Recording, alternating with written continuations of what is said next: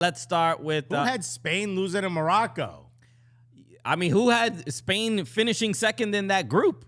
Bro, that was probably the shock. But we should have known. We should have known when they took that L. Right. Because they started 7-0 against against Costa Rica. These guys are coasting. Speaking of Costa Rica, these guys are coasting to the final. I thought they were going to hit cruise control and it was over. No, man. There's a couple things here. The narrative, especially with the manager for Spain, Luis Enrique, who I've been watching him on Twitch. I've been entertained. It's a. Does he have a catchphrase yet? He's like boom shakalaka. Not really, but he's coming for our jobs. You know what I mean? He's got bits. He got jokes. He interacts with the chat. They ask him, "Are you gonna start an OnlyFans?" And he's like, "Ha ha ha, nah, I don't know, maybe." You know what I mean? Yeah. Like I'm like, "Yo, bro, yeah, you can't be that." We're the ones who might maybe start OnlyFans. Dude. We got to do that. Yeah. Okay. We got nothing else, bro. It's like when you see someone pretty get into comedy, you're like, "What are you doing?" Exactly, this bro. This is for us monsters, dude. You know, that's what Alexis said to me when I started stand up. Yeah. Us monsters. Look out for these pretty people, Christian. So he's been entertaining, and the fact that Ibai got to be sweating. Oh, Ibai is furious. I'm gonna pull that up in a second. If you don't know Ibai, he's the Bad Bunny of Spanish Twitch, a Spanish streamer, and my man was tight, bro. Is that? Oh, bro, yeah, he said something. Yeah, no, his tweet is just full of swear words. He was very upset, as most Spaniards probably are. I meant because of Luis Enrique. Oh, no. He's mad that they lost. I'm like, why is he? No. I'm sure it's content for him. I'm like, he's airing his grievances. But Luis Enrique, for a national team manager during the World Cup to have a side hustle, right, is pretty wild. And he was being judged and criticized a lot by Spanish media. Well, sort of labeling it as a distraction. But he said like, "Yo, I'm gonna try this out. If it's fun, I'll keep doing it. If it's not, then I'll stop." And he just kept it real. I'm sure there's some downtime being a manager at some point. Like you could do something else. You know how you remember how freaked out you were when you saw your teacher like at the bodega or something? You're like, right. Oh my God. They live outside of school. You work here too? Yeah. Yo, the education system sucks. Why are you sitting on the bread? The cat retired. I'm the bodega cat took the day off. I gotta take it. I gotta see it, dude. Also, which one? Oh, quick! I saw a rat. It's lunchtime. But remember how freaked out you were when you saw your teacher like in the real world? Yeah. That's how adult males are when they see managers do something other than manage. Totally, yeah. Like, what? You can't be on Twitch. You gotta be restructuring the formation over and over and over again. Yeah, and but I thought it was a bold thing to do and give realistically the environment that we're in, the landscape that we're in is like, yo, you ain't doing numbers on social media. Nobody's really, if you ain't popping. In fact, next manager for Spain, they're going to be like, how many Twitch followers are you? Okay, they're going to be like, subs. Next manager for Spain is going to be Jojo Siwa. Yeah. Okay, bro. Sorry, I show speed. We need numbers, bro. But I applaud him for doing it. I don't think it had anything to do with Spain losing in the World Cup. They had a tough go, and I think it's. Do you think while they were losing today, he was like, "Oh, this is gonna be a good stream." He was like, "Oh, bro, all right. Oh my God, I got some clips ready. He puts his arm around the assistant coach. He's like, "Hey, do me a favor. Could you pull a couple clips from a stream?" So where can I get a jacuzzi in? Losing in the World Cup, pretty good content strategy, bro. It's pretty good. I mean, the drama alone, it's a little self-serving, but I fucks with it. You know, okay. The self-sabotage so that you could do numbers and people could criticize. You know what? There's no such thing as bad publicity. Losing the World Cup in penalties and not even making one, bro. We got a lot to talk about. If we had the opportunity to be in that same position to get those kind of numbers, bro, I would miss every single penalty for the rest of my life. I kick one the wrong way. Are you out of your mind? I'm like, how did he make it to the other goal? No, I'm a scorer the other goal, bro. Are you kidding me? So really, that's the main takeaway from this game. Luis Enrique's final speech to the team after they lost, like, "Hey, man, God closed one door, opens another. You guys see me on that stream, right? The main thing, I think, the takeaway from this game is obviously how poor Spain's penalties were. Horrific. But They Morocco. were the better of the two teams, even though Morocco was more fun to watch. That's tough to say. I don't think they were the better of the two teams. I genuinely thought Morocco had better chances. Who had better XG? Scroll down. Let's see. What are we doing with XG? Where's this listed? Okay, here we go. There you go. Spain had 101 to 0.72. More shots. Bigger chances. Okay. 77% It was of possession. It felt like 91% accurate passes. It felt like more of a boring. It felt oddly boring, this game. Even though there was. I think the first half was more boring than the second half. The second half, there was like tension that had built now. Yeah. Is this embarrassing for Spain to lose to Morocco? Well, somebody also pointed out that Spain they've only won 3 matches in World Cups since they won the World Cup. So that's a pretty poor record. I think the most important part was that last part, since they won the World Cup. I mean, sure. I think you'll be all right. You know? But look, how long of a leash do you have to keep having poor performances at World Cups, especially after winning it? Now the bar has been set where we should be competitive in this pretty regularly, and to not even. I mean, I think there's I think we all would agree this wasn't Spain's strongest squad in the last few years. No, not at all. But the hype is loud. I mean, we talk about Pedri, we talk about Gavi, we talk. But similar to what we said about the U.S. team, how now the loss here may inspire them in the next 4 years. They're going to be in their prime. Same thing with Pedri and Gavi. Maybe. Not to say that it's good to lose, but if there is a silver lining, but just realistically, they don't have. David Villa, Iniesta, Xavi in this minute, playing on this team. By the way, neither did Morocco. Sergio Ramos, they don't have that same caliber. And this is Busquets' last one. Yeah. But the penalties, I think I'm surprised Spain was so poor at these. Poor. I mean, we saw Japan yesterday. Similar to what you said at the beginning of the show, penalties have just been horrific.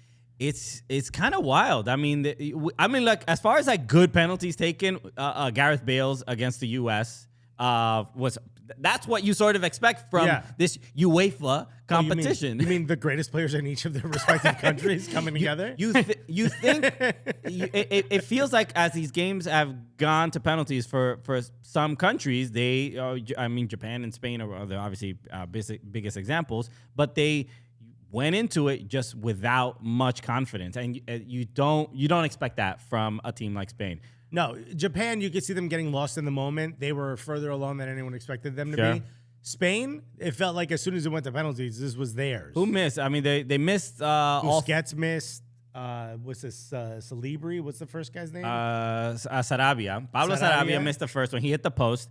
Carlos Soler, that one got saved, and Sergio Busquets also saved. But soft pens, soft shots. I mean, Landon Donovan on the broadcast was like, just pick a spot, hit it as hard as you can, right? Yeah. So just the American. That's that. Bruce Arena. Yeah. And Spain tried to outsmart the keeper and Bono. Banoon. I don't know his full name, Banu. but he was. He stopped. I mean, he just read it all the way. He plays also in La Liga. Maybe he's went up against some of these players, but looked like. Also, and I want to give credit to the Moroccan fans because this was. It felt like a Morocco home match. I mean, it was loud. The drums, the intensity, it was legit, and I think it caused a little bit of. I don't know. Maybe that caused a little bit of the anxiety or nervousness for the Spanish penalty takers. I could see that. It just seemed to me like they thought they had it in the bag. Yeah. That's what it felt like to me. But also, throughout the game, I mean, you have an XG of 1.01.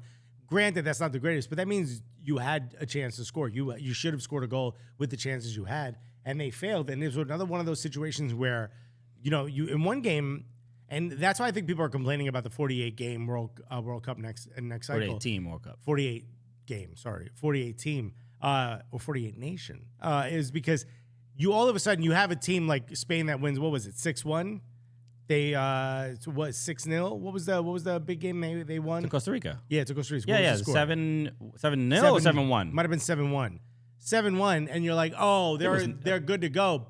The competition changes pretty radically in this World Cup. Of course. It's not like a whole group of teams that are of equal quality. And they walked in thinking Morocco was going to be a pushover. But look at this number. I mean, that really stands out. 926 accurate passes. 926. To who though? I mean, you're putting on it was the tiki taka, but they had no interest in getting the ball inside the actual net. They You were say passing to tiki each other. taka, I say poopy caca, okay? Because they didn't do anything with it. Yeah. So The shame on Harry's face when I said that was amazing. yeah, just kind of a bit of a shock. I mean, but a great story for Morocco.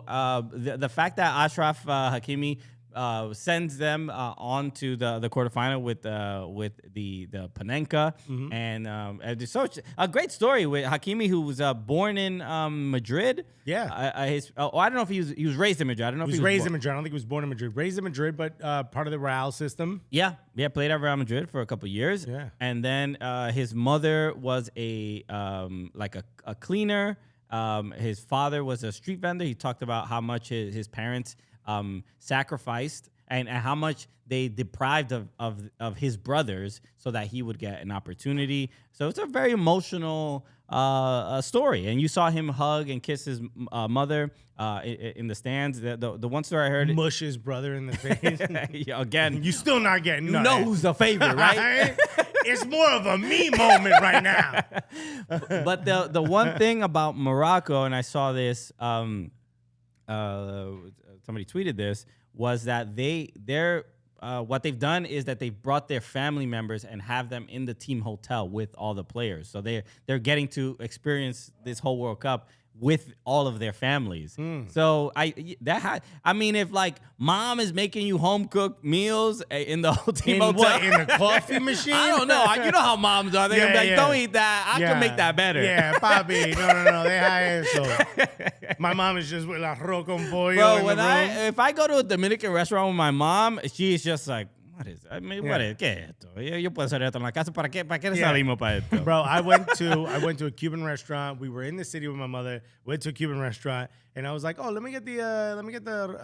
I always eat ropa vieja, but I think I got like picadillo. Yeah. And my mom's like, 2 years ago, I made picadillo, and you said you weren't hungry, but now all of a sudden, You're like, that's your favorite dish. I was like, I ordered it at a restaurant 2 years after you tried to feed me after I went to a restaurant, and she was like, this whole time I thought you hated picadillo, but now it's your favorite friggin' because this lady made it. I'm like, that's the waitress. Leave her alone. They do not forgive. Also, I had a skirt steak on a Spanish tile. Have you ever had that? No. It's a like skirt steak on a Spanish what? You know Spanish roof tile, how they're curved? Oh, I heard towel. I'm like, excuse me? Yeah. Now listen, it's not gonna taste great. You gotta soak up It's not gonna the taste juice. great, but you just hold it over your face and you wring it out. And that's where all the flavor is. No, a Spanish tile. No. You know what a Spanish roof tile looks like? Those orange. Yes. Okay, so they flip it upside down. They put the steak in there, and there's like a votive candle or something underneath that helps continue to heat it up. Bunsen burner. Look, maybe, but not as aggressive. And then there's usually a compound butter on top, like a butter with like herbs in it that melts, and it kind of goes down, and then you eat the steak, right? So I ate that, and my mom was like, I'll go to Home Depot. I could do this. I'm like, you're not going to go buy a Spanish tile. She's like, no, because if you like the steak on the Spanish tile, okay, I can do this. Like, this isn't a challenge to you. Yeah, dude. This is why we came to this restaurant, so I can have this steak on a Spanish tile. So a great story for Morocco and a huge win. It's just one of those things that obviously when the game gets to penalties, it's really like it's a crapshoot. It's a crap. Anything can unless happen. you're wearing a Spanish or Japanese jersey, and then that means you out. Just such a surprise that you expect number 7 to beat number 22. Yeah. Well, no. Like I remember, what was it? The penalties between Chelsea and Liverpool in like the FA Cup final, the recent one, where they just everybody rocketed the ball. Yeah. It was just like a joke.